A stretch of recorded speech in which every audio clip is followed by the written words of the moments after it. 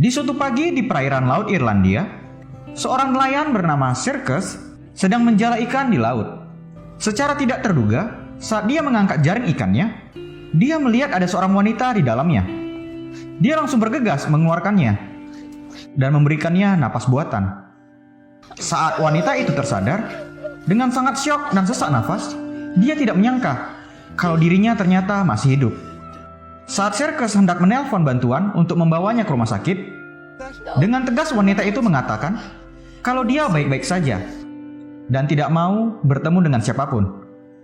Circus menanyakan namanya, namun wanita itu tidak mengingat siapa namanya. Walaupun tampak aneh, Circus mengikuti kemauannya, dan dia membawa wanita itu ke rumah kosong punya almarhum ibunya. Karena masih memiliki urusan, Circus kemudian pergi meninggalkan wanita cantik itu di sana. Circus mendatangi rumah mantan istrinya, Maura, untuk menjemput anak perempuannya pergi berobat. Nama anaknya adalah Annie. Dia sedang menderita penyakit gagal ginjal. Dalam masa pengobatan, Annie rutin melakukan terapi cuci darah. Sambil menunggu proses dialisis selesai, Circus menceritakannya sebuah dongeng, yaitu tentang seorang nelayan yang menemukan wanita cantik dalam jaringnya. Setelah selesai terapi, ternyata di hari itu Annie mendapatkan pinjaman kursi roda elektrik dari pihak rumah sakit. Dia sangat senang dengan kursi roda barunya itu. Circus kemudian mengantar anaknya kembali pulang ke rumah Maura. Di sana dia bertemu dengan pacar Maura, yaitu Alex. Walaupun Maura dan Alex adalah pasangan yang sering mabuk-mabukan, tapi mereka masih peduli dengan Annie. Di keesokan harinya, saat Circus akan pergi menangkap ikan, tidak menyangka kalau dia bertemu kembali dengan wanita cantik kemarin. Dia berpikir kalau kejadian semalam hanyalah mimpi. Wanita itu kemudian meminta agar diperbolehkan pergi menangkap ikan bersamanya. Karena tidak tega membiarkannya sendiri, Circus pun mengajaknya untuk ikut. Circus menanyakan kembali apakah dia sudah mengingat namanya. Wanita itu mengatakan kalau namanya adalah Ondine, yang bermakna gadis yang berasal dari lautan. Di hari itu, banyak perangkap lobster Circus yang kosong. Dia tidak mendapatkan apa-apa. Mendadak, Ondine menyanyikan sebuah lagu yang indah, hingga sampai terdengar ke dalam lautan. Saat Circus kembali mengangkat perangkapnya, dia terkejut karena mendapatkan banyak lobster yang besar. Circus tidak menyangka kalau nyanyian Ondine telah membawa keberuntungan padanya. Walaupun masih sedikit tidak percaya dengan hal itu.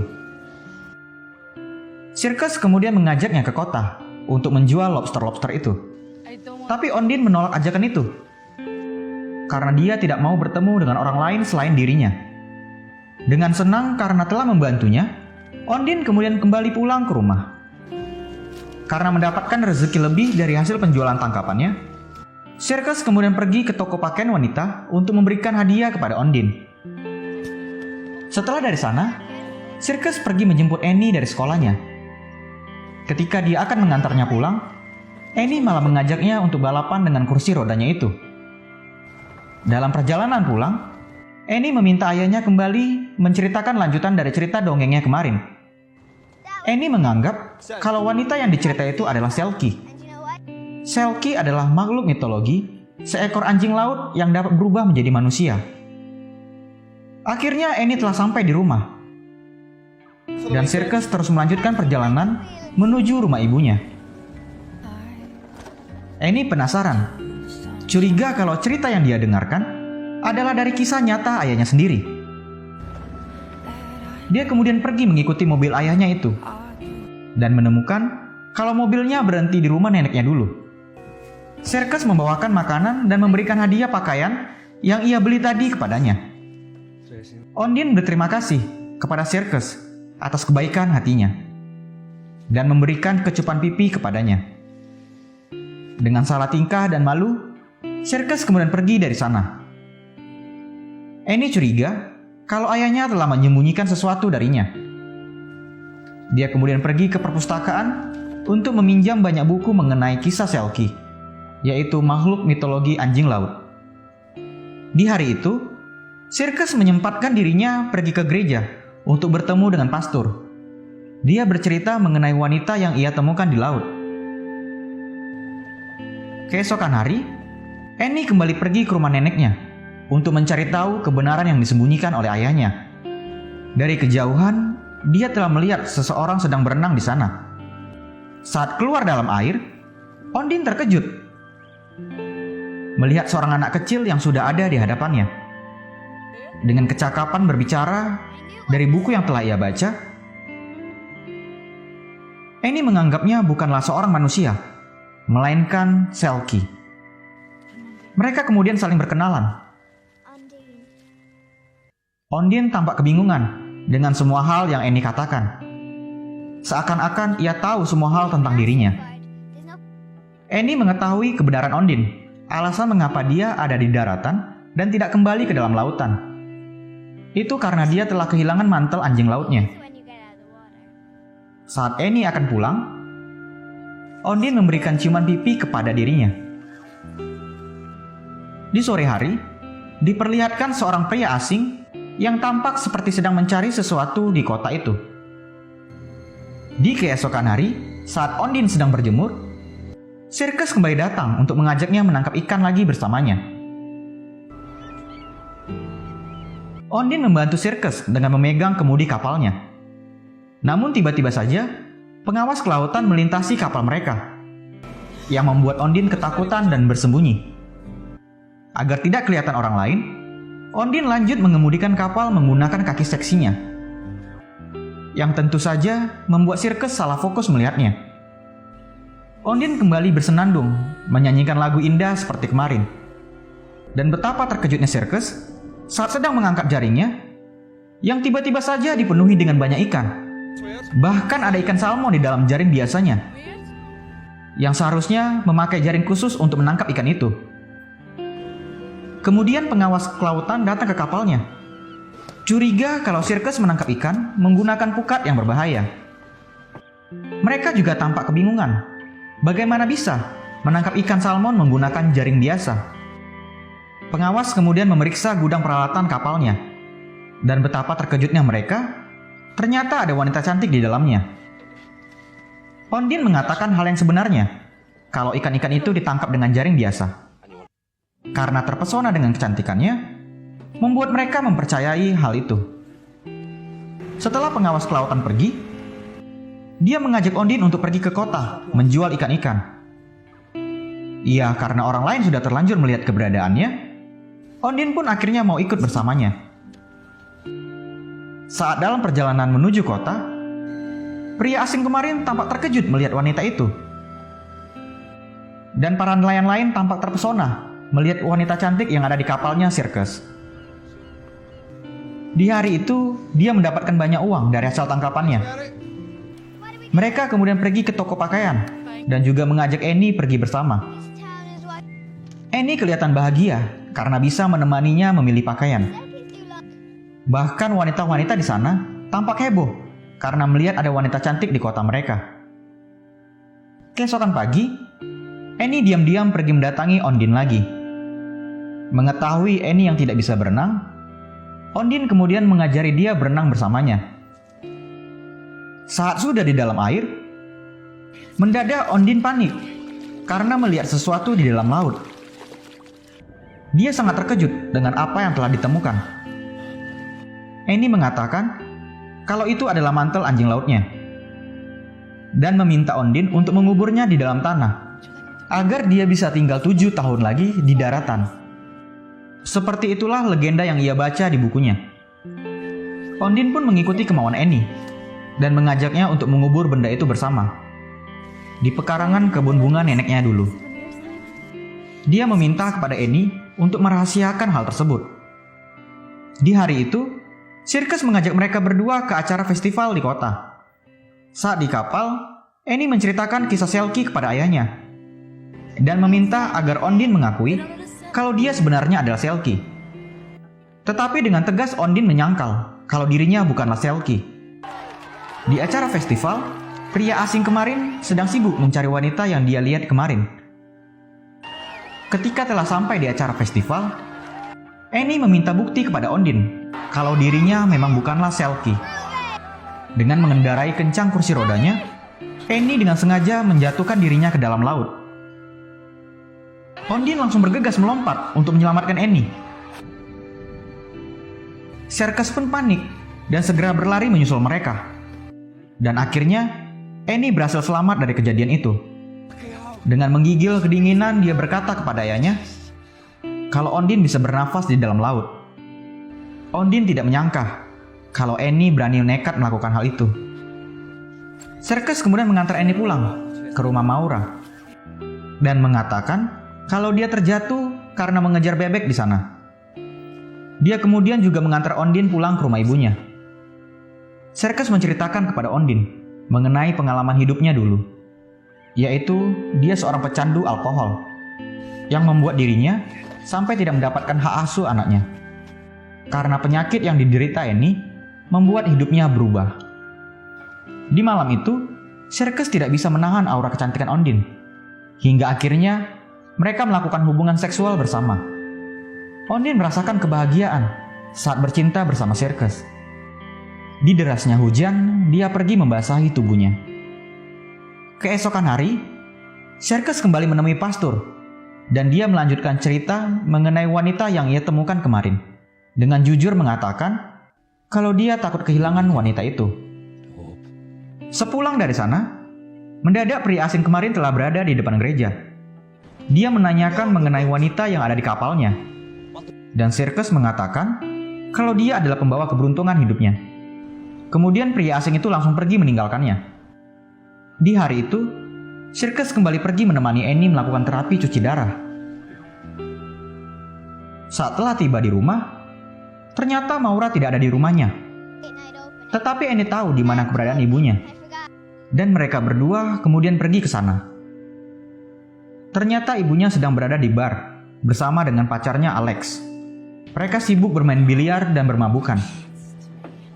Serkes meminta agar Annie bisa tinggal bersamanya satu malam. Namun Maura tidak mengizinkan. Dia mengejek Serkes dengan menyuruh pulang agar bertemu dengan putri duyungnya itu. Annie meyakinkan ayahnya kalau dia akan baik-baik saja di sana. Ketika Ondine sedang tidur, mendadak dia dikejutkan dengan kehadiran sebuah mobil. Dia bergegas keluar dari rumah dan pergi bersembunyi. Ternyata yang datang adalah pria asing kemarin. Dia telah mengetahui keberadaan Ondine tinggal. Saat Serkes tiba di sana, betapa terkejutnya dia karena keadaan dalam rumah itu sudah hancur berantakan. Dia langsung pergi berteriak mencari keberadaan Ondine. Akhirnya, dia menemukannya sedang duduk dalam terowongan sungai. Ondine memberitahu kalau suaminya datang mencari untuk menjemput dirinya. Serkes kemudian memintanya untuk membuat permohonan agar suaminya pergi dari sana, seperti apa yang Annie ceritakan kepadanya. Tapi Ondine malah membuat permintaan agar Annie tidak sakit. Serkes tersanjung dengan permohonannya itu. Dengan emosi, pria asing tadi mencari keberadaan Ondine di kota. Dan secara bersamaan, Maura yang sedang dalam keadaan mabuk sedang mengendarai mobil menuju pulang ke rumah. Dengan bijak, Annie menggunakan sabuk pengamannya. Secara tidak terduga, tiba-tiba saja Maura menabrak mobil pria asing itu, yang membuat mobilnya keluar jalur dan menabrak pembatas jalan. Alex pacarnya terhempas keluar dari kaca mobil, dan dia pun langsung mati seketika. Serkes pergi mengajak Ondine pergi ke kota. Di dalam perjalanan, dia berhenti karena melihat ada kecelakaan. Betapa terkejutnya dia ketika melihat kalau itu adalah mobil Maura. Dengan panik dia berlari untuk melihat keadaan anaknya. Ondine juga tampak syok melihat kecelakaan itu. Dan pastor yang kebetulan ada di sana mencoba menenangkan Serkes dan memberitahu kalau anaknya baik-baik saja. Saat telah tiba di rumah sakit, dokter memberitahu kepada Serkes kalau Annie harus segera dibawa ke ruang operasi untuk segera dilakukan transplantasi ginjal. Karena secara tidak terduga, Alex memiliki kartu donor dan ternyata memiliki jaringan ginjal yang cocok. Di rumah sakit, tak sengaja Ondine bertemu dengan si pria asing yang juga dapat perawatan akibat kecelakaan tadi. Akhirnya Ondine memberanikan diri untuk menemuinya. Dan pria itu meminta agar dia pulang bersamanya. Tapi Ondine memberitahu agar dia tidak mengganggu kehidupannya lagi. Di malam itu, operasi berjalan dengan lancar. Dan Annie telah sembuh dari penyakit gagal ginjalnya. Sirkus tidak menyangka kalau permohonan Ondine telah terwujudkan. Keesokan hari, Sirkus menemani Maura menaburkan abu kremasi Alex ke laut. Karena kecelakaan yang telah ia perbuat, Maura memberikan izin kepada Sirkus agar Annie bisa tinggal bersamanya. Tapi dengan catatan, Ondine tidak boleh bersamanya. Maura kemudian mengajak Sirkus untuk minum bersamanya. Awalnya Sirkus menolak, tapi karena Maura memaksa, demi menghormati pemakaman Alex, dia pun akhirnya mengikuti kemauannya. Hingga larut malam, Sirkus berada di bar. Candu alkoholnya kembali kambuh. Dalam keadaan mabuk, dia kemudian pergi menemui Ondine, yang sementara telah tinggal di kapal ikannya. Karena Ondine masih ketakutan dikejar pria asing itu, Sirkus kemudian langsung menghidupkan kapalnya dan membawa Ondine ke Pulau Mercusuar, tempat biasanya anjing laut berkumpul, agar dirinya bisa aman di sana. Setelah sampai di sana, saat Ondine sedang duduk termenung, dengan keadaan masih mabuk, Sirkus kembali ke kapalnya dan langsung pergi dari pulau itu. Ondine tersadar dan langsung mengejarnya. Tapi Sirkus memberitahu kalau manusia dan Selkie tidak bisa hidup bersama. Ondine pun menangis karena Sirkus pergi meninggalkannya di sana sendirian. Saat malam menjelang, Ondine melepaskan mantel dan sepatunya, dan dia pergi berenang meninggalkan pulau itu. Sirkus kemudian menjemput Annie dari rumah sakit dan membawa dia ke rumahnya. Saat Annie menanyakan keberadaan Ondine, Sirkus memberitahu kalau dia pergi sementara waktu.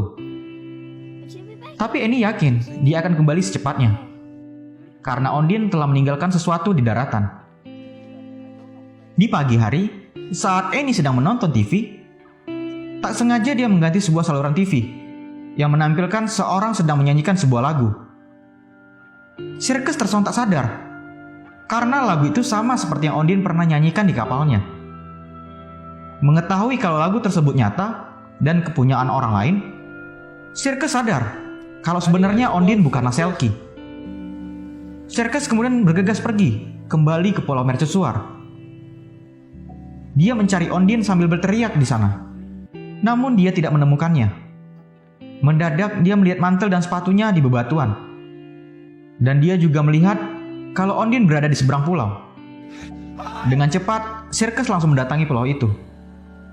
Akhirnya dia menemukan Ondine yang sedang terbaring kedinginan. Sirkus memberikan jaket dan memeluknya agar Ondine mendapatkan kehangatan. Dia meminta Ondine agar menceritakan tentang siapa dia sebenarnya. Dan akhirnya, kebenaran pun terungkap. Ondine memberitahu kalau dirinya adalah seorang pengedar narkoba dari Rumania. Di waktu itu, dalam sekoci, dia bersama rekannya, Vladik, membawa 1 kilo heroin yang disembunyikan di dalam sebuah tas. Tiba-tiba saja polisi pantai datang. Karena Vladik tidak bisa berenang, dia menyuruhnya menyelam untuk melarikan diri membawa heroin itu. Walaupun dia adalah perenang yang kuat, tapi akhirnya dia tenggelam ditaklukkan oleh ombak Irlandia. Berpikir kalau dirinya di hari itu akan mati, tiba-tiba saja jaring ikan menangkapnya. Dan Sirkus adalah orang yang telah menyelamatkannya dari kematian. Setelah mendengar kebenaran itu, Sirkus membawa Ondine pulang ke rumah bersamanya. Namun ternyata hal buruk telah terjadi. Vladik sudah berada di dalam rumahnya. Karena sudah mengancam nyawa anaknya, Sirkus langsung menghajar Vladik. Tapi temannya Vladik datang dan menodongkan pistol kepada Sirkus. Vladik meminta kepada Ondine agar mengembalikan heroinnya. Demi melindungi Annie dan Sirkus, dia memberitahu letak heroin tersebut. Mereka semua pergi ke kebun tempat heroin itu dikubur. Namun saat Vladik sudah menggalinya, ternyata heroin itu tidak ada di sana lagi. Itu karena Annie telah memindahkannya agar tidak ada orang lain yang menemukan. Annie masih percaya dengan cerita Selkie. Dan dia tidak mau Ondine pergi meninggalkannya jika mantel anjing laut itu diberikan kepada mereka. Ondine berjanji kepada Annie tidak akan pergi meninggalkannya. Annie memberitahu kalau benda itu berada di perangkap lobster. Saat Fredrik sedang menarik perangkap lobster keluar dari dalam laut, karena tahu Fredrik tidak bisa berenang, Ondine kemudian menarik talinya yang membuatnya terjatuh ke dalam laut. Circus juga mendorong dan menghajar penjahat lain di dalam laut. Akhirnya Fredrik pun mati tenggelam karena berusaha mengambil heroin dalam perangkap lobster itu. Kemudian polisi datang menangkap penjahat yang masih hidup dan juga membawa Ondine pergi bersama mereka. Di keesokan hari, Circus pergi menemui pastor dan memberitahu kalau dia telah mendapatkan informasi dari pengacara. Karena kejahatan yang dilakukan oleh Ondine, dia akan dideportasi dari negara Irlandia. Namun hal itu tidak berlaku jika Ondine menjadi warga negara Irlandia. Circus memiliki solusi yang lebih baik. Dia meminta kepada pastor untuk memberkati mereka dalam pernikahan. Di penghujung film, Annie membantu Ondine merias baju pernikahannya. Dan Circus datang menjemput mereka. Kemudian mereka pergi bersama ke gereja. Kini mereka bertiga hidup bahagia bersama. Film pun tamat.